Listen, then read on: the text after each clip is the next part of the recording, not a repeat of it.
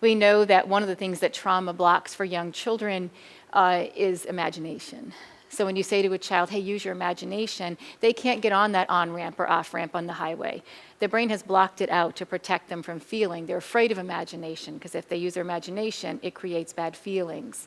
So when we're working with traumatized children and young adults, we've got to really get a handle on what that means and how it's affecting their ability to use an imagination to succeed in schools, especially in writing process and things like that. Those are the kids that I might say, hey, listen, I got some pictures. We're going to write a story about the beach.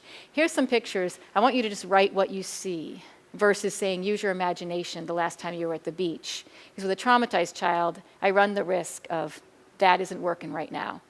And until some healing and curing happens, or healing rather, can't say curing, but healing, that imagination won't be allowed to be accessed.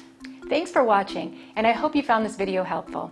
If you did, make sure to like and subscribe so you never miss another video. I speak and consult on school behavior, and I love to help districts solve some of these problems. See you next time.